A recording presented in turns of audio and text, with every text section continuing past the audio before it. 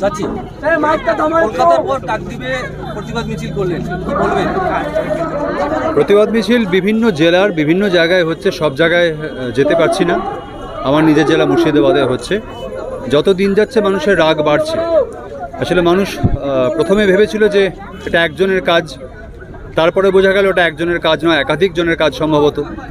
এখন যেটা জানা যাচ্ছে এই জঘন্য কাজটাকে কভার আপ করার জন্য আরও নানা লোক নানাভাবে সাহায্য করেছে।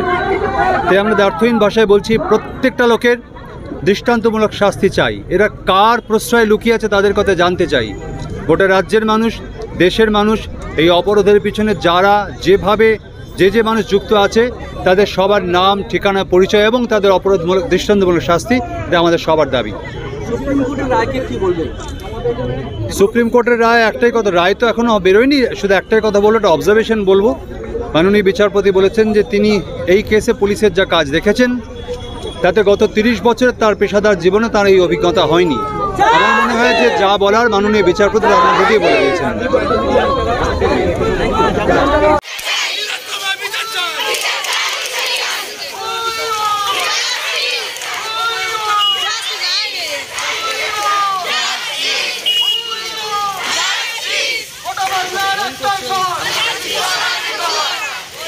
ফাইট করে নিয়েছো?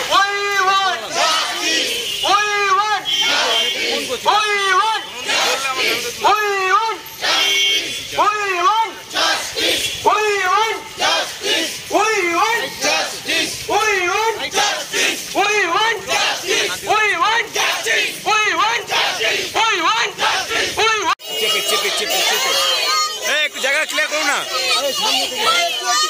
একটু জায়গা ক্লিয়ার করুন।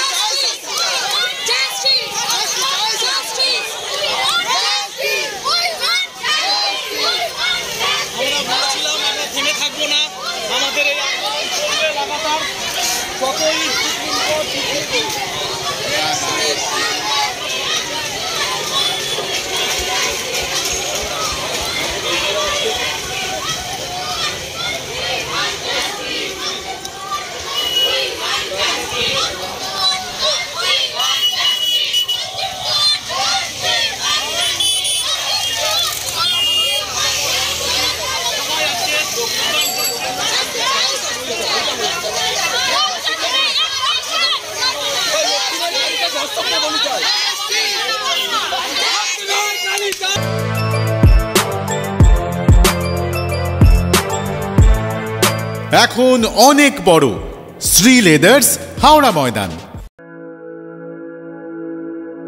আপনি কি জটিল কিছু সমস্যায় ভুগছেন, সমাধান পেতে চান?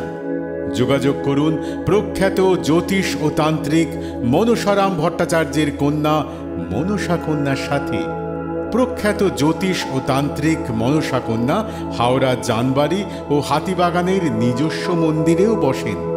যোগাযোগ 9830106967 আর 9239655323।